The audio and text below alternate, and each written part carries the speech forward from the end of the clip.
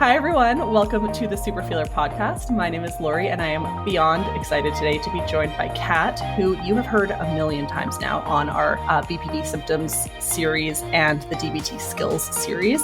So Kat, as you know, is from Scotland and is just a wonderful human being. So really excited today to learn a little bit more about Kat's story kind of individually as opposed to in those groups. As you know, in the groups, it's amazing. And we get into these like super interesting conversations, but we don't really get the like full from start to finish story. I think I said start to finish story to somebody else once and they panicked and were like, I'm not going to be able to do that. And I was like, no, I don't mean like linear. Yeah, I was like, I don't mean like linear. I just mean like more of the context of like who you are as a person. So yeah, Kat, do you want to just kind of tell us generally like who you are? What was your journey getting to this conversation? How did you end up here learning about BPD, all that stuff? So I always knew that I was kind of different to other people, and other people knew that as well, and I got bullied. And so felt kind of really alone with that. And then eventually in the kind of late noughties, started reading about PTSD on an MSN group of all things. You're aging yourself with the MSN group. Right? I love it. Yes, the internet was but young. People were on there kind of saying, yes, at the moment you have to be like a war veteran to have PTSD, but look at all these symptoms. We all have these. And so there was that conversation. Then I started researching into that and kind of came to the conclusion that that fitted really well. Eventually went to some counselling and they were like, oh yeah, that definitely fits really well. And then had several different therapy experiences, some of which were helpful, some of which really weren't. And then kind of about 5 years ago, started having some newer memories of when I was kind of younger. And also had a bit of a breakdown, lost my job, became homeless, and then got referred for another assessment. What did you do for work again? Because you have a PhD, don't you? I do. Yeah. That's a while back. I can't remember. Yeah, I can't remember in what like field that was. Bioinformatics. So like biosciences. Yeah. Brilliant. Okay, cool. just a side note that you have a PhD in bioinformatics. No big deal. So this was like 5 years ago. Things kind of started like crumbling a bit more than usual. Yeah. And then, so that assessment resulted in a CPTSD diagnosis, which is a new diagnosis in the ICD-11. And the way that psychiatrist had interpreted it and explained it to me was if you have EUPD, so BPD symptoms, and PTSD symptoms, then you get complex PTSD. And that was that. I just want to, process for the sake, that totally makes sense. I want to just for the sake of acronym use, just kind of go through a couple acronyms that we're using kind of just left, right, and center. So BPD, borderline personality disorder. If you're listening to this podcast, you probably know that one. EUPD, emotionally unstable personality disorder, which is essentially the equivalent of BPD in anywhere outside of North America, essentially, Europe primarily, because they use something called ICD-11, which is the International Classification of Diseases. Is that right? Yes, it might be diseases, one or the other. Okay. International Classification of something. From the WHO. Which is the World Health Organization. Oh my God, we could go on. We could just have an episode of just... Yeah, exactly. We have so many. And then I was going to say, so the ICD is the equivalent of the DSM. And I'm like, oh my God, Lori, that's also an acronym. So the International Classifications of Disorders or Diseases, we can't remember, is the equivalent of what we use in North America of the Diagnostic and Statistic Manual, which is what most people listening to this podcast would have been diagnosed with, which has borderline personality disorder instead of emotionally unstable personality disorder. So Kat and I always just kind of use EUPD and BPD kind of simultaneously, but if you're confused, that's why. Honestly, it's a better name than BPD. I think it's kind of vaguely descriptive. Yeah, exactly. Yeah, kind of, right? Oh, PTSD, I'm sure you all know, post-traumatic stress disorder. And then CPTSD, complex post-traumatic stress disorder, which is what Kat is saying is kind of a newer diagnosis, which actually I don't know is in the DSM now that I think about it. It's not in the DSM. Was first coined by, anyway, in 1994, it will come to me, Judith Herman. Okay. In her book, Trauma and Recovery. And then they've been trying to get it in the DSM ever since. It is new in the ICD, but it's been a term that's been used for a long time, but as an actual diagnosis, it's just not been available until quite recently. And then correct me if I'm wrong, but my understanding of the difference between PTSD and CPTSD, if we're like explaining it very easily, PTSD is often a traumatic incident that is like a one-off giant incident, right? You were caught in 9/11 or a tsunami. Whereas complex PTSD is more so chronic trauma. It's repeated and inescapable. Yes, inescapable is a good one. So I guess the inescapable part. So that's the trauma itself. And then in terms of PTSD versus complex PTSD, the complex is where you have all the re-experiencing symptoms of PTSD plus emotional instability, identity disturbance. Right. Okay. Which is why they're so interconnected. So I guess like we're going down a rabbit hole that is probably not interesting to anybody but you and I. But so for like, let's take somebody that goes to war, for example. Historically, they would be diagnosed with post-traumatic stress disorder, not complex post-traumatic stress disorder. But it is chronic. But there's only about 4% of veterans that get PTSD. That's old statistics, but who don't have childhood trauma. So quite often when your brain crumbles, it's because you already have that trauma neurology going on. That makes sense. Yeah, it just adds that one extra thing to that bucket that you just can't handle anymore. Exactly. Fascinating. Okay. Sorry, that rabbit hole of acronyms and like discussing the complexities between post-traumatic stress and complex post-traumatic stress. That's the joy. I'm like, if people are just like fast forwarding, I apologize, but at least it's interesting to us. I mean, I find that like complex post-traumatic stress disorder and BPD are so interconnected. Yet I know that there's not everybody feels that way. And I don't think they're the same. I don't know if you feel that they're the same because BPD has some additional criteria that are... I feel that they're the same. Yeah. I've read a lot of papers by people that do. So I think it's exactly. It is common. It's being discussed. But CPTSD doesn't have the fear of abandonment as much and the like kind of those interpersonal issues. It's a bit more open. It just kind of says interpersonal difficulties and it doesn't specify. So just... Okay. Interesting. Because that quite often manifests as kind of avoiding and things like that rather than the kind of classic BPD ways of managing interpersonal differences. Yeah. You know what? It'll be interesting in like 20 years to see if BPD exists. See where it falls. Because like the ICD has taken out the names for personality disorders as well. Except BPD, isn't it? BPD is the only one that's still there. Or EUPD, but... It's not there, but they are allowed to write with borderline traits. Borderline traits. That's what it is. And that's one of the only ones where it talks about the traits specifically, as opposed to the other ones. It's more basically the meeting was like, yeah, it's fine. Everyone probably has like symptoms of a couple of personality disorders if they've got one, but we have to know, we have to be able to identify the BPD people, which is stigma. But anyway, stigma and just like fascinating because exactly. It implies that there's something like inherently different about us that needs to be identified. And whether or not that's clinically relevant or just like because BPD is more common. I don't know. Anyways, again, rabbit holes. So back to your story so you're like 5 years ago, you kind of life starts falling apart. You lose your job, you lose your house.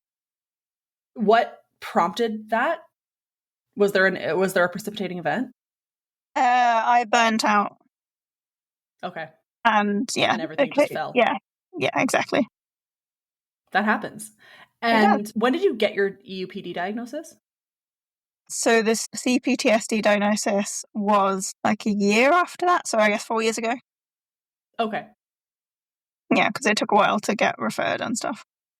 As it does. Yeah, totally. Okay. And then so this is what I find fascinating about you and your story. And if you haven't listened to all of the other BPD symptoms series, I would highly recommend it because Kat's experiences are so unique.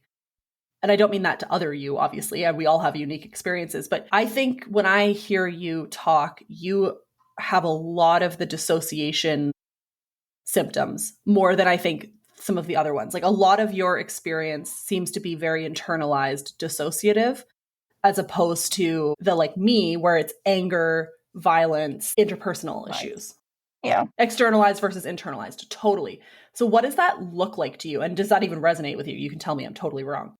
Yeah, no, it does. I definitely, like, one line of that is my anger is very tagged into my self-harm. And I can pick out a couple of times when I've been absolutely furious for like a second and then come to and I've self-harmed. Yeah. Like it's that. And angry at yourself or others? Others. Okay. And you just take it out on yourself. Both, but that particular occasion was someone else. Gotcha. Okay. So yeah, I have a lot of internal experiences. I would agree with that. But I started sort of looking more for things about BPD and CPTSD and all those kind of things and listening to podcasts. I found you guys. I also found another podcast called System Speaks, which is by I think she's a psychologist rather than a psychiatrist, but who has DID herself, so Dissociative Identity Disorder. And so it's really interesting. And several parts do the podcast together, which is really lovely, actually. So I listened to that and I started to think, oh, hang on, because I read about PTSD, I read about CPTSD, I read about BPD, and like it fitted, but it didn't quite fit. And when I started reading about DID, I was like, oh, this really fits. I had like another kind of existential crisis about, well, who gets to choose reality? Like, is that me or is that external? I'll go into that, but like I remember as a kid, I had inside me and outside me. Like outside me actually got to live in the world. So who was more real? Right. But inside you was the person that you're actually there all the time. Exactly. So again, acronyms. DID, Dissociative Identity Disorder, which used to be called Multiple Personality Disorder. And it's one of the ones that I feel like is not, well, don't get me wrong, but portrayed in like movies and TV more than other mental illnesses. No, I'm not saying it's portrayed well, but I'm just saying it's a interesting concept that media tries to portray. And I don't know if I feel like it's not like how media portrays borderline as always bad and violent. It's just not an accurate portrayal of what DID is. Is that a fair statement? Like United States of Tara or whatever. And there's like a whole bunch of them. I can't remember. That's the only one coming to my mind right now, but there's a bunch. Yeah, like a lot of times there's like an evil one and a good one. Right. Yeah. And which makes sense for storytelling. It is reductive because you can have like dozens. Yeah, there's not usually only two. And I wouldn't classify any like evil as highly, highly unlikely. But it's a bit like schizophrenia used to have a lot of stigma around it in the same way. Oh, totally, and it still does. So, okay, so for people who have never heard of dissociative identity disorder before or multiple personality disorder, can you explain what that even is to people? So you experience a lot of dissociation, which can manifest in several ways. One of the kind of key ways is amnesia, which can be kind of through the day, like losing time, or it can be, whole kind of segments of your life that you don't remember, or like not remembering your childhood at all, that kind of thing. And then it's also having two or more kind of distinct parts who have their own memories and kind of opinions and feelings and stuff. And those are called alters, right? In some ways? Yeah, it's kind of getting a bit out of fashion to call them alters because but just because that implies, some people do, it's at the stage where people use it kind of interchangeably, but some people prefer parts because alters implies there's like the person and then their alternative people. Right, whereas parts is more equal. Interesting. Okay. And then for some people, I'll use the word parts. These parts are like very distinct personalities. So you might have one that's like a child and one that's a man and one that's like promiscuous or whatever. Is that right? Yeah. Yeah. And the parts can have different levels of awareness of each other. Right. Yeah. So some are completely unaware, some talk all the time, like inside. Yeah, that kind of thing. And it's usually developed because of severe trauma, obviously, as most of these things are, but like severe, especially childhood trauma where. Yeah, they reckon it has to be before 7. So before 7? Okay. And basically what it is your brain, body, whatever you want to call it, is trying to like protect you from that trauma by splitting into different people. So you might have like a protector person and like a child person and I don't know, I was going to say stronger person that's like more likely to fight back or whatever that is. Is that fair? Yeah, that's fair. So they reckon the neurology has to be set up pre-7. So something happens where you can't remain present with it. So whether that's a parent who you need for survival who is also hurting you, or something else, but you split off. And then once that neurology is set up, you can split new parts at any time, but it doesn't need to, basically. Yeah, the neurology needs to kind of have developed earlier. And then once you have these various parts of yourself, they can come and go situationally or just day to day throughout the day, right? It doesn't necessarily have to be, once it's set up, it doesn't have to be a significant traumatic experience that brings that forward. It can just kind of happen throughout the time. Yeah, it can just happen. So like for me, quite often it is triggers or like flashbacks or something. Right. But also I have reasonably good communication.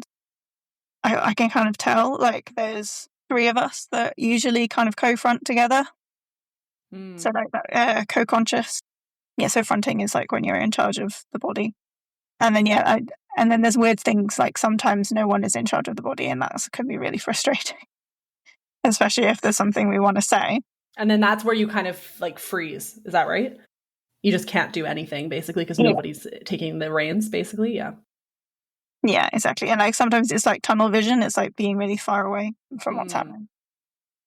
And I kind of think that. So like in therapy, sometimes I'll be kind of quite deep in and like just zone out and be like really blinky. And it's because kind of either everyone is talking at once or like nobody can kind of. Right. Yeah. So your brain just isn't giving you the like leader that it needs in that moment, whether it's nobody's stepping forward to lead or there's so many people that are trying to lead that it can't function.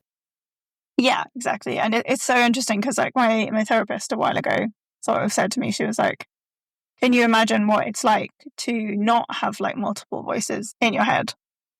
And I was like, no, that's never happened. You're like, doesn't everybody do this? Yeah. Yeah, no, exactly. Can you like, do they have different voices? Like, can you tell who they are? Yes. Interesting. I've never noticed. I know some people with DID will like speak in different accents and like very clearly different voices. Oh yeah, I don't notice that with you when we're talking, but I'm sure in like a day to day, you know, if I hung out with you all day, maybe it would be different. Yeah, I think as well, like because it's a disorder that's built to hide, like it's a covert thing for safety. Yeah. So most of the parts are quite good at pretending to be the other parts. Right. That makes sense. And making sure what part am I talking to right now? Mainly Cat. Okay, so there is a cat. There is a cat, and Isabella and Jess. So that's the 3 of us that are usually kind of fronting together. Interesting. And what are Isabella and Jess like? So Isabella is the kind of learner person. So she's really into like learning and researching and also teaching, and manages like the library, which is where everything we know lives. Okay. She knows how that system works. That's a whole other thing about the inner world, because it is like another world and always has been. And then Jess is a kind of protector. So she used to be very persecutory and kind of angry. And she was the one who would like punch walls and self-harm and shout, which doesn't happen as much anymore. Like very rarely now, but it did quite a lot in my kind of 20s. Mm-hmm. Fascinating. Yeah, if anything's really kind of going down, like Jess comes out. So we're all okay. And has occasionally like dissociated me out, because like in high stress, that happens as well. Right, so that you just don't feel anything. So then this is a question that even if it's BPD related, it's complicated. And then we're adding this level on, but like, who is Kat? That took a minute. So the animal lover, the nature lover, the one who meditates. It's interesting because we all connect around horses. So like we all feel present with horses. And yeah, like Kat's a lot of fun and like doing silly things and being with their friends and stuff like that. Kat's one where I managed to get comments. So in one of my most depressive, well, I guess most unsupported depressors, somebody actually turned around to me and said, I really wish I could be like you and not care about anything and just be happy all the time. And you were like, that's not what I'm experiencing. Yeah, exactly. I was like, yeah, that's not what's happening inside.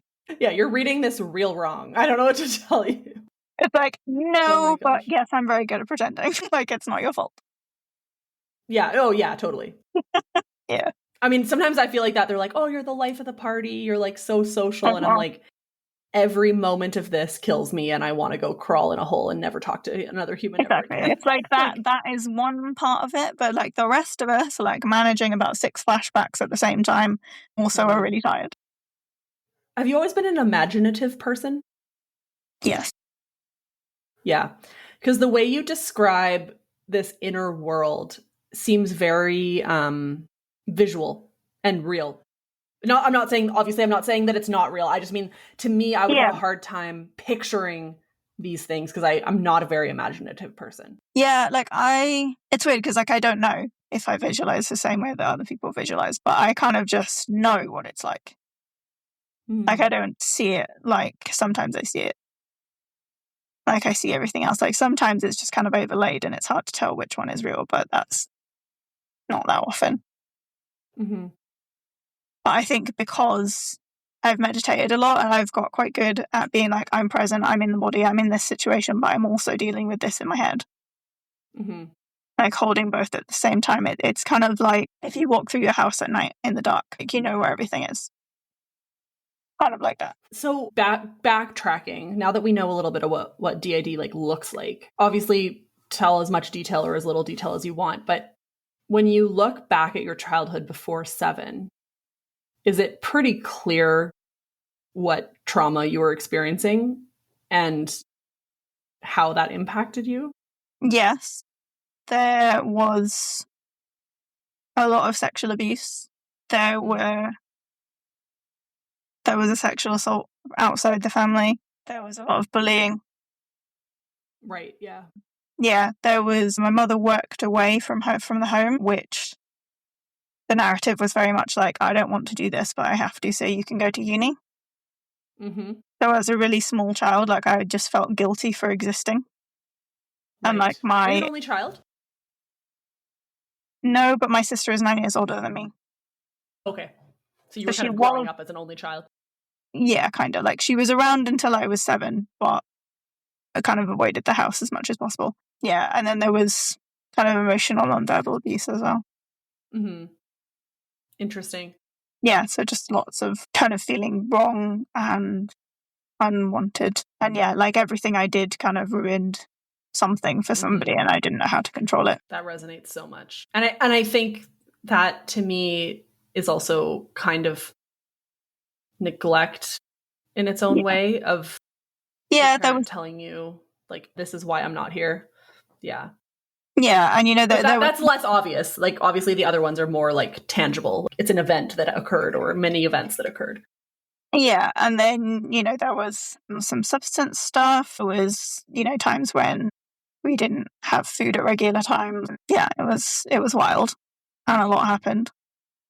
Are you you must be familiar with the adverse childhood experiences research? Yeah.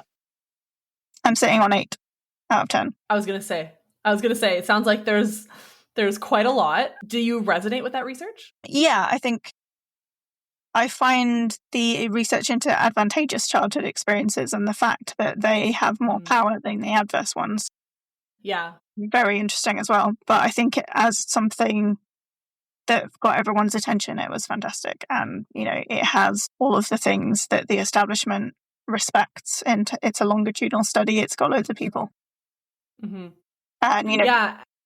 I've met the researcher. Have I told you that? I have a Okay. photo of me and Folletti. Yeah, I'll send you that photo. Cool. It's a very long time ago. Yeah.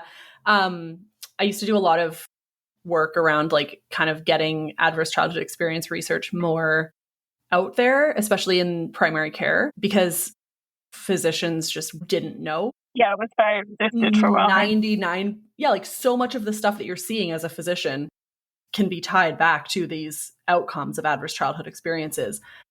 So yeah, I did a lot of work in that area a long time, like probably 6 years, 7 years, 8 years ago. I don't even know. But I mean, the heartbreaking thing is, Freud knew about that. But he was friends with all the abusers, so he was like, no, I'll just say, oh, they were all lying.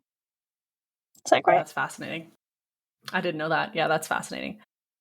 That study is so interesting because it came out of like a weight loss clinic that I find very fascinating. And I mean, honestly, I'm glad it happened. So for those of you who don't know the story, basically this guy, Folletti, he worked at Kaiser Permanente, which is like I don't know, I think it's like neither of us are from the States, but it's like a huge insurance company, I think, in the States, and they do a lot of healthcare stuff. And he worked in like a weight loss clinic. And he started realizing how many of his clients had childhood sexual abuse. And it was like he just kind of randomly found a trend and then started asking. And it was like, this amount is unheard of. It was like a ridiculously high percentage of his clients. And he was like, this isn't a sexual abuse like recovery clinic. This is a weight loss clinic where like people have chronic obesity and chronic other health issues. There's no way that this is a fluke. This has to be connected somehow. And so he started looking into childhood experiences of his clients and started realizing these trends, not just in the child sexual abuse, which was something that came up. That was kind of the first thing, but then also things around other childhood abuse or just bad things that happened to people. And the research is unbelievable in terms of the number. So there's essentially the like short list is 10 different adverse childhood experiences. So Kat was saying that you have 8. I think if I remember, I have 4 or 5. I can't remember. I know somebody with 10, which is wild. And the more of these adverse childhood experiences you have, the number of like the correlation between health outcomes and social outcomes in your adulthood. Yeah. It's bizarre. Like it's, I mean, it makes sense, but it's like the correlation is so strong that you're just like, this is kind of wild. So like incarceration, obesity, early death, mental illness, future sexual assault, blah, blah, blah. Like you could go on and on and on and on and on. Yeah. Cancer, smoking, whatever it is. And so essentially what they did is they've been able to kind of show that the more of these adverse childhood experiences you have, the more likely you are to get all of these chronic health conditions, and social issues. At first, I felt really hurt because I went, well, it's basically just telling me I'm fucked. Yeah. That was my first perception of the research. And then when I started getting a little bit more into it and like really sitting with it, I was like, you know what? I think this is validating. Yeah. In that validating for 2 reasons for me in particular. One was it kind of explains why, especially with physical health, I'm at a disadvantage. And I'm not just like weak or exaggerating. I'm actually at a disadvantage. Exactly. It was validating in that I didn't have growing up anything that felt like abuse in the classic sense, right? I wasn't like violently raped. That's kind of the big one, I guess. But things that you really think of as like child abuse, I didn't have that. And I felt when I was diagnosed with BPD, this connection with trauma and BPD, I was like, but I didn't have that trauma. So I don't understand why I have BPD and maybe I don't fit in. And then I learned about adverse childhood experiences and I went, okay, I did have trauma. Things that should have been there that weren't there as well. That often happen. Yeah, exactly. Yeah, it's like the negative, the like taking something away or like something wasn't there instead of adding something. So you weren't necessarily sexually abused, but you didn't have the consistency of love that you needed as a child or whatever it is. And so, I mean, I think if I can remember correctly, like divorce is one, family incarceration is one, so like things that you wouldn't necessarily think of as trauma. Yeah, parental substance abuse, family substance abuse, so witnessing of domestic violence, emotional neglect, physical neglect, emotional abuse, sexual abuse, like in the more classic sense, physical abuse, and lack of access to food. Yes. Or like or clean clothes. Oh, it's clean clothes on there too? One of them, yeah. Because, like, yeah, even just on that, like, I remember, not knowing where my school trousers were, and then having to like wash them in the sink and go to school with them wet. Like, just that kind of thing. That just wasn't that organized. Totally. And are your parents in your life now? My dad has died, and they are, but I have to manage my emotions around that carefully. Right. Yeah. And be very skillful, I'm sure, in how you interact and how often. Yeah, exactly. Feel disgusting around them because of what has happened.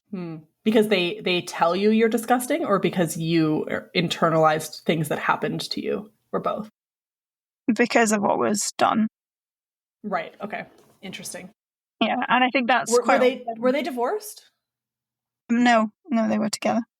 Oh, interesting. But they weren't married. But my mum lived away a lot of the time. Right. Yeah. Okay. And then I would go and stay in the summer and stuff. Yeah, it's quite often stuff where like something is done to your body, like that's part of why you'd learn to disconnect. Yeah, survival. Like one of my parts, for example, was very convinced that they were dead for a long time because they're really, really young, and they're from the sexual abuse stuff that happened kind of 3 or before. How many parts do you have, or that you've identified? 12. And does that number ever fluctuate, or is it just 12? Like it has been consistently? I've been aware. It's hard. I've been sort of aware. But it wasn't until kind of last year when my therapist was like, why don't you write everyone down? Right, like map it out. Yeah, like actually map it, because it's kind of people I was aware of. And then there's some kind of uncertainty around, especially the littles, like whether they age slide or whether there's a subsystem of littles around certain. Can you explain those two words, subslide and littles? Okay, so littles are child parts. So you can have teens, little, and then adult part, and several. Like there's loads of different classification, but those are the ones that I have mainly. So age sliding. So Jess is a good example of age sliding. So she's been around since we were about 10 when we were first like seriously suicidal. She sits kind of 25, 27. Okay. How old are you again? 39. 39, okay. So yeah, but she can kind of slide up and down, but it's in a range. So that's age sliding. So 10, one of my younger parts, they kind of go from about 9 to about 12. Okay. So it's about kind of, sometimes it's about how they present. And for me, it's also sometimes about the memories that they hold and the ages that they come from. And then like subsystems would be, so like one of my little parts, like it's like, is there one little part or is there a group of little parts who are similar ages? So is one part age sliding, or are there several? Right, and then moving around to different kind of a subsystem of like more split off parts. Mapping that out must be so confusing. It's a lot. It was really, really validating, and it was actually it was before Christmas this year, and she said, what do you want from life? And I totally froze, totally dissociated, started crying. And she was like, I can see that there's a lot of emotion there, but you can't actually express it, which was the first time anyone had really noticed that that's what was happening, rather than seeing me as sullen or shut down or resistant or whatever. Right. Which has all happened. But, and she said, just think about it. And then, so I got a notebook. I got a new notebook because I'm neurodivergent, right? Yeah. And then we all like individually wrote what we wanted from life. Oh my God, that's so cool. And it was really and they were all different. Yeah. And I was like, okay, cool. This might be quite nice. I was in a car park, I'd been for a walk. And then like 4 hours later, yeah, I'd finished, but I couldn't stop. It was just like, this is what we're doing. This is amazing. It was just really cool to actually connect and see, and see the handwriting changing. Like, that was the Oh my first time God, I was like, wild. I really cannot pretend that this is not a thing. Yeah. So Wow. And fascinating. 4 hours when you kind of came back to Kat or whoever started it, I assume that that 4 hour period of time wasn't really like you weren't going, I'm on hour two. Like you just kind of come back to the first person and 4 hours have passed. Wow. Fascinating. I find this whole thing so fascinating. But it totally explains, like, so when I was married, which was not, it was very abusive. Hmm. And I would go to the supermarket and I would park.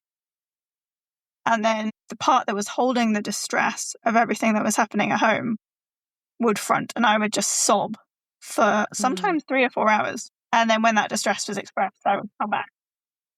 Yeah, exactly. Yeah, you've been able to hold it off in the moments with your partner because it was a different part that was holding on to all of that trauma. Yeah, exactly. The crazy thing is, like, brains are so brilliant. Aren't they? Because you could not make this up. It would be impossible to create a defense mechanism or a survival mechanism that is this impressive without it just naturally occurring. Like I couldn't just put everything into a different part of myself and it would fix, like, I mean, obviously it's not fixing everything, but it wouldn't protect me in the way that your body and brain are protecting you. It's wild. Yeah, it is. It is really wild. And yeah, and I think the more that I saw and the more that I read, there's a really good book called Trauma and Dissociation Informed Internal Family Systems, which I was really chuffed because it deals with all of the things that make me uncomfortable about straight internal family systems. And then also had a lot of case studies of people with DID. And I read every one of them and I was like, oh my God, this is me. These are my people.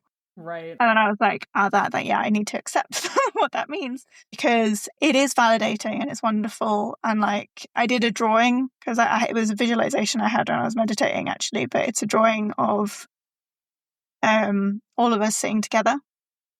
Mm-hmm. And it's the first time I've looked at a picture and thought, that's actually me. Because like actually because photos a picture of just you weird. Yeah, exactly. Because it's only a part of you. Exactly. And that was really kind of beautiful. So it's definitely healing. It's definitely moving forward, especially the work that I'm doing now. But also, like, I had to give up the hope that my younger parts had that at some point I would be like other people and other people would just get me. Right. Which I have now. Okay, so is the goal of treatment for DID to combine all of those so that it's one person as opposed to different? Or is it to make this less disruptive? So yes, the fusion of everyone into one personality is old-fashioned. It's definitely what used to be. Yeah, it's definitely what used to be the goal. But some systems, that is what happens, and a lot of systems are really deeply uncomfortable about that idea.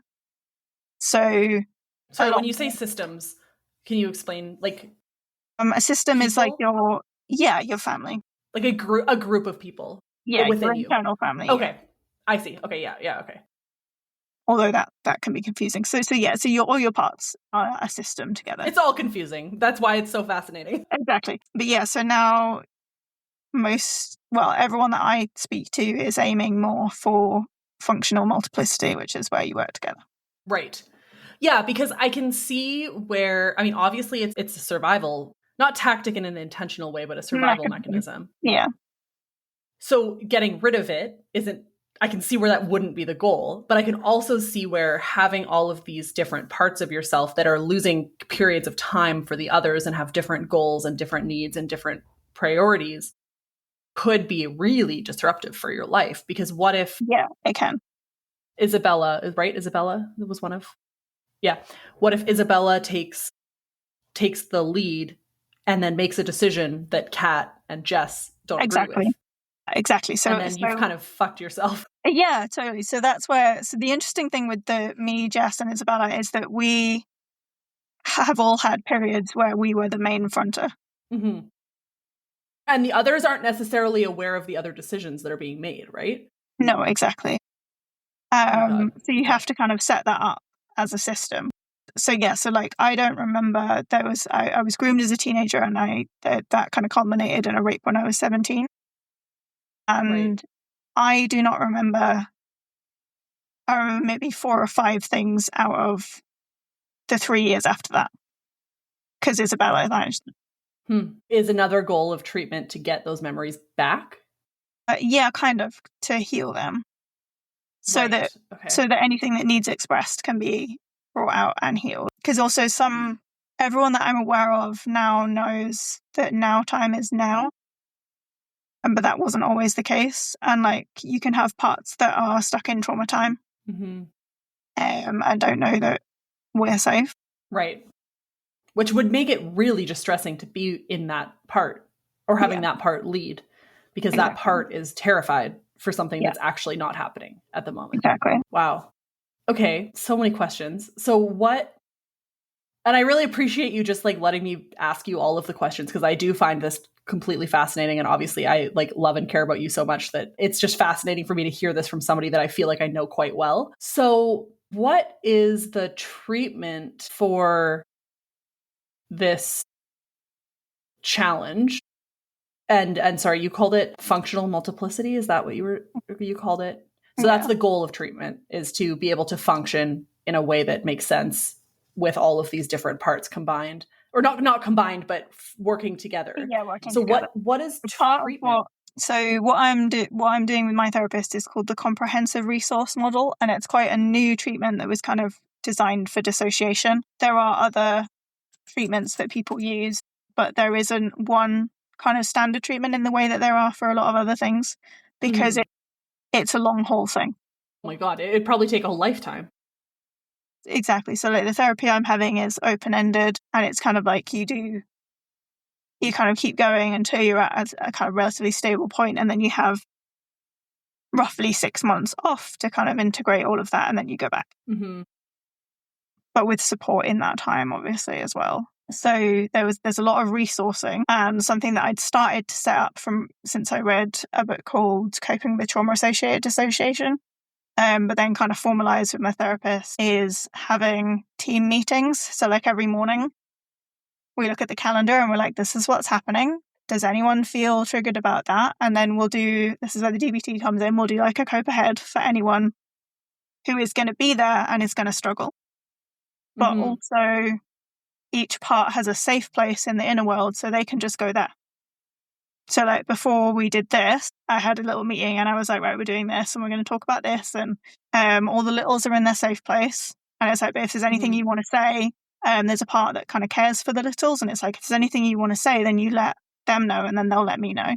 Does Kat live in the inner world as well? Yes, technically. So yeah, like we all have a room, and yeah, I can move there as well. And then do the littles have anything they want to say, given you gave them the opportunity? They're okay at the moment. Okay, perfect. If they do, let me know. They're happy. Yeah, I will. No, they're happy with what was said about like being little and stuff. So yeah, mainly they never got to talk about anything. Right. So yeah. they're quite passionate about being heard. I'm sure that makes sense.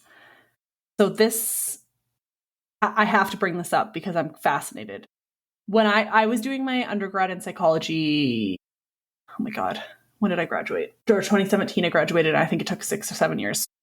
Let's say 2011 to 2017, I was doing my undergrad. At the time, it was still multiple personality disorder. I think that it was shifting towards DID at the time. Like it was kind of used both words. And there was a lot of controversy about whether or not it exists.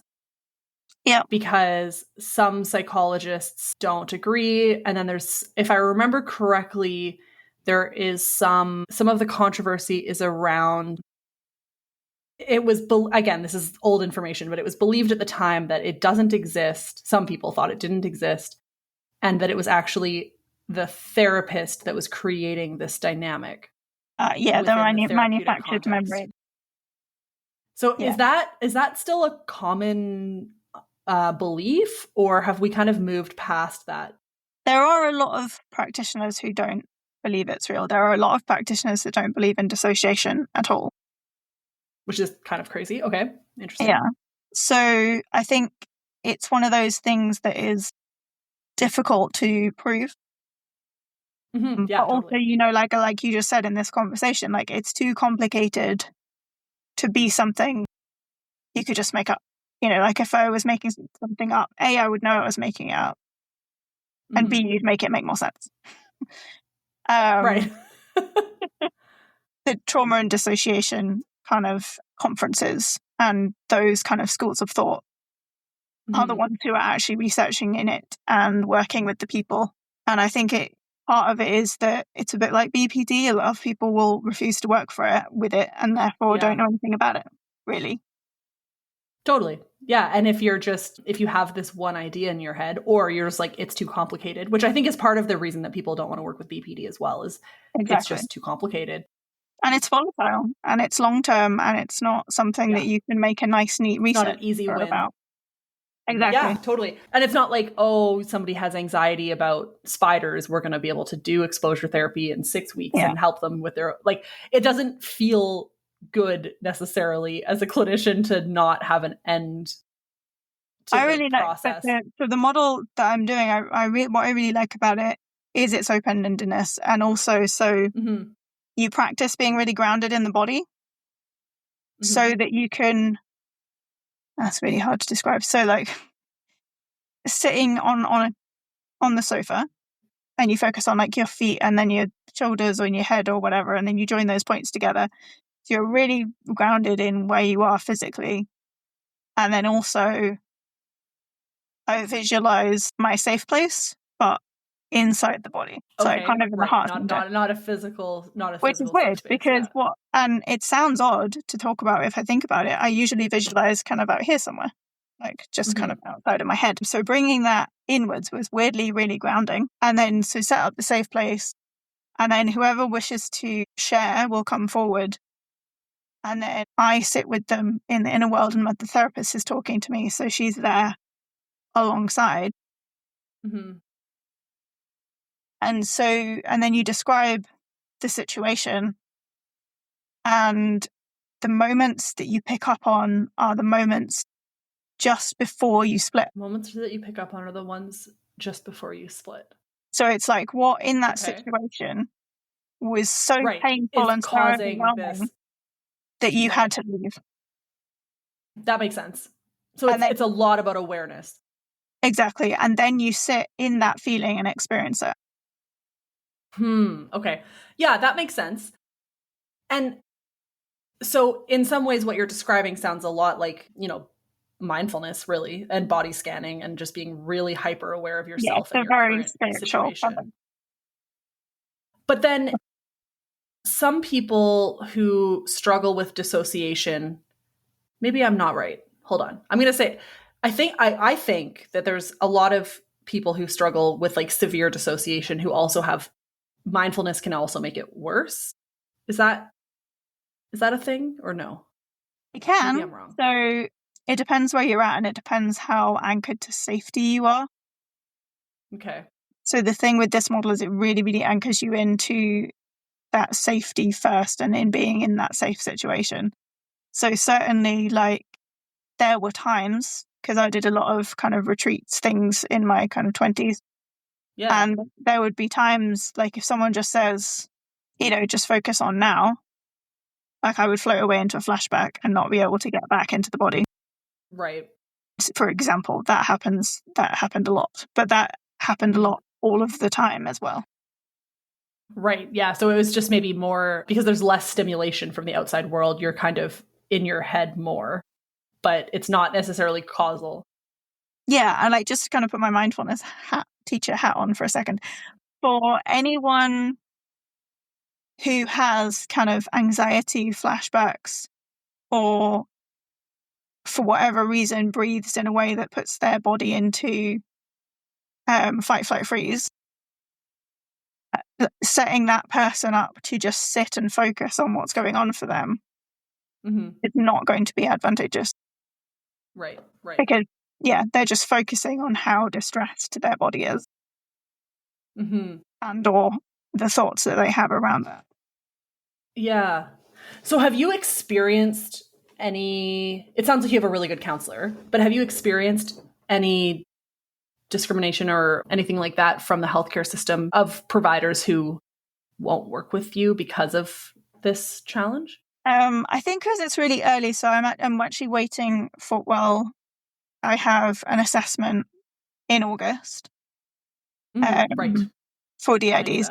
that. So that's kind of very likely because my therapist at the moment doesn't diagnose. But I mean, it sounds pretty clear to me, but yeah, like, I mean, and it's me, right, again, neurodivergent. So I bought the diagnostic interview. I've read it. I have a notebook full of all of my answers. nice. I love it. So yeah, That's good. You'll be prepared. yeah, but that's kind of happening. But I have had, when I had my assessment to join the short skills DBT, so that was last year, I got the letter back and it sort of described the discussion that we'd had. And then there was a section where it said, like, issues with suicidal ideation and self-harm, which you attributed to your self-destructive part, in inverted commas. And that felt very dismissive at the time. Like, I get it. Yeah. It's a quote. And I can look at it from that perspective objectively. But it felt really dismissive and it felt really judgmental. And when I finished that group, I was really, really honest with them about what I was struggling with and what I thought. And they just kind of said, well, you just have to build a life worth living and discharge me. And Simple I was as that. Hey, thanks. Duh, just build a life worth living. It's so easy. Yeah, no, exactly. So yes. And then, I can look back and see there was one psychologist that I saw who, like, for about 18 months, I went into his room. He said hello. I sat down. I dissociated. I looked at the carpet on in the corner on the floor for 50 minutes, said nothing, sometimes cried, and then left. And that was just, like, made it worse because it made me less connected to my body and less connected to reality. And I just spent that whole time just stuck in flashbacks, which used to happen quite a lot anyway, like, especially like in my relationship when, things were actively be really hard and I would end up just curled on the floor and, like, I couldn't move because I wasn't in charge of that. Right. And would be that's sometimes I feel that way about dissociation too. Obviously, my dissociation is very different, but yeah, where my body just can't move. Like, I will be on the floor, or like if I make it to on a couch, laying there, and I actually can't move my body for a long period of time. Yeah, and exactly. Like hours. Yeah. And it's so fascinating because my brain is still functioning and I'm like, okay, like, just move your arm. And I can't do it. And it's really interesting. So, okay, we're almost out of time here. So I just want to ask two final questions. And I'm sure, you can always come back and chat. And also, after your assessment, it would be cool to have a bit of an update. Yeah, that'd be awesome. Yeah. But okay, so this dissociative identity disorder thing, obviously the diagnosis isn't there yet. We'll find out in like late August, early September or whatever. But obviously you're very much connected to this disorder, clearly. And you have a BPD or EUPD diagnosis. And so I'm curious for you, is this realization of the DID, does that make you question the EUPD/BPD diagnosis? Or are they in your brain, like, are they co-occurring, which I'm sure is a thing that happens all the time? Yeah. So I'm not sure that all of the parts would fit the diagnosis. I was going to ask that. That was going to be my next question is, I assume they can all have different challenges, right? Yeah. So Jess 100% fits EUPD. I think we all have CPTSD. Yeah. Well, I mean, that's what caused this, right? Yeah.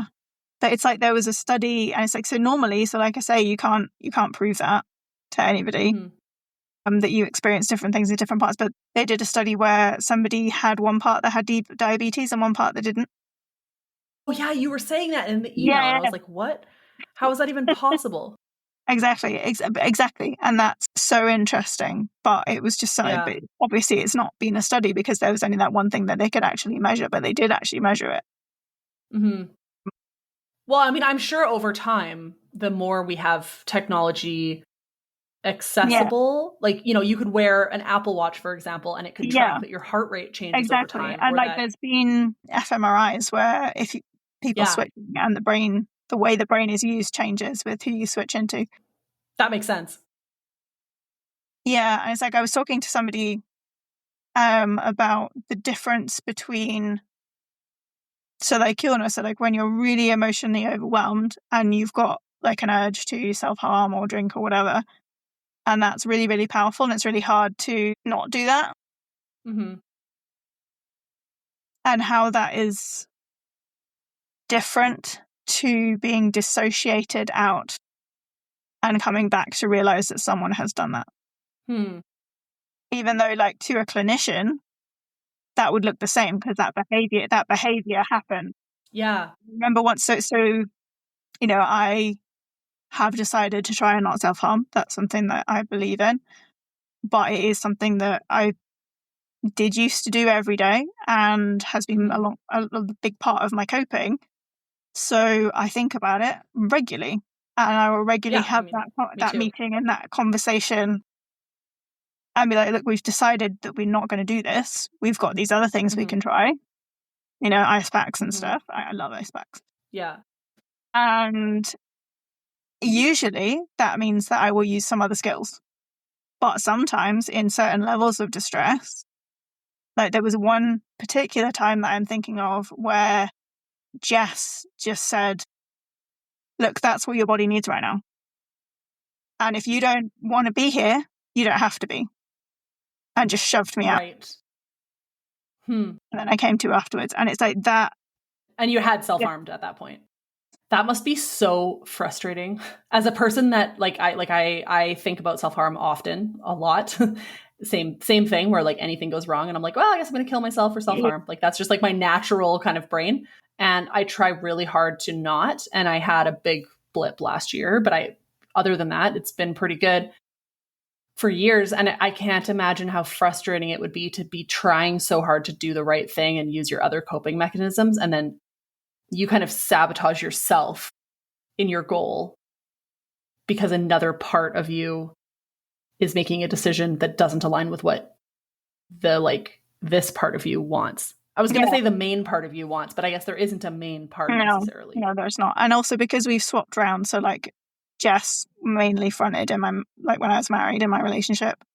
Yeah. Isabella mainly fronted at uni. So all three of us have had long periods when it was pretty much just us trying to handle everything.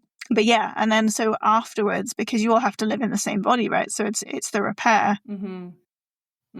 Like the selves talk around, you know, not blaming each other and like acknowledging that we were all scared or distressed or whatever, and that happened and that it happens and it's okay, and reassuring each other. That's so powerful, and that has been a lot to work on.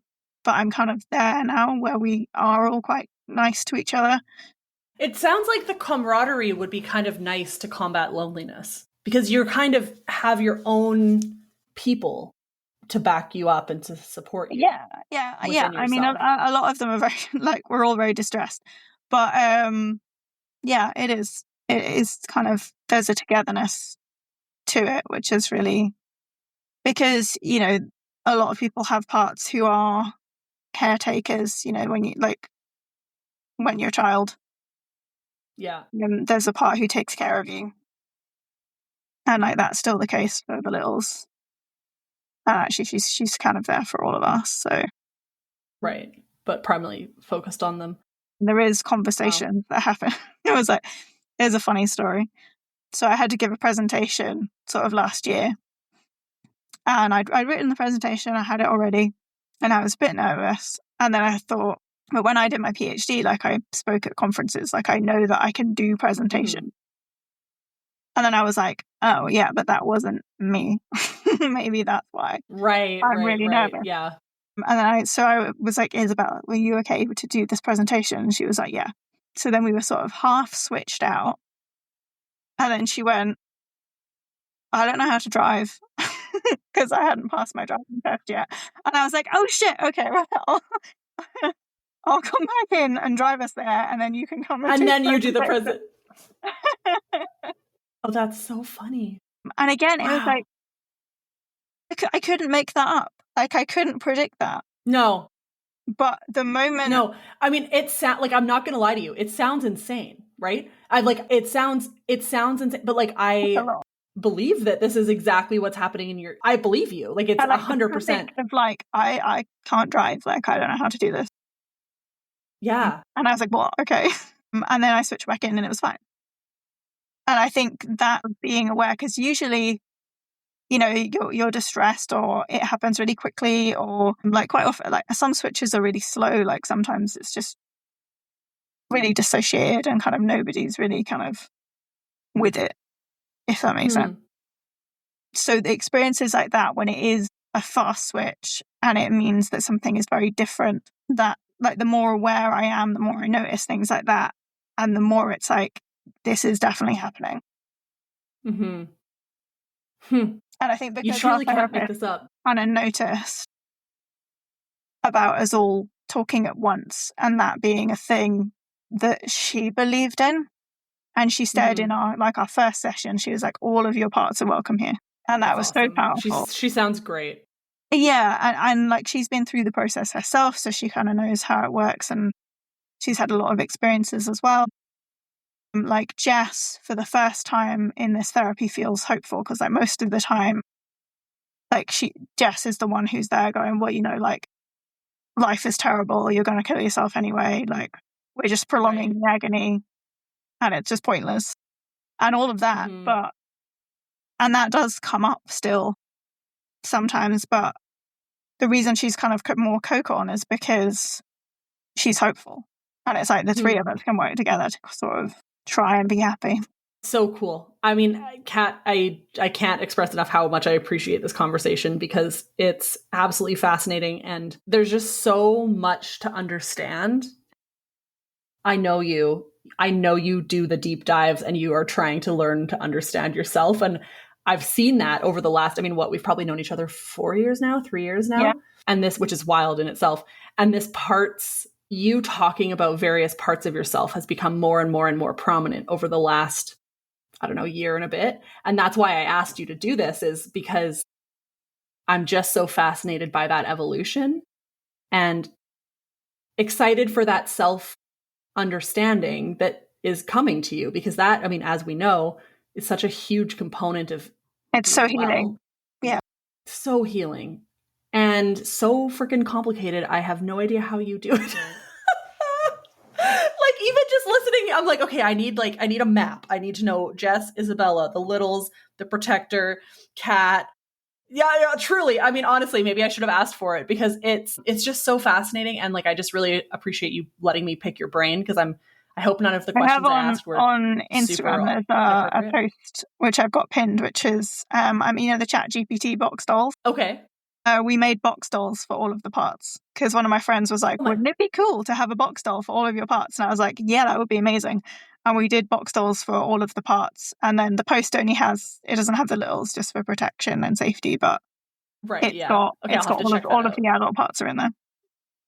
Oh, that's so cool. I love it. Cool. Amazing. Well, okay, my last question is going to be, what's your favorite part of having BPD? I think the big feelings, like being able to have the awareness to do that deep dive. Like, I think the hugeness of the feelings means that we have to explore, where they're coming from, what triggers them.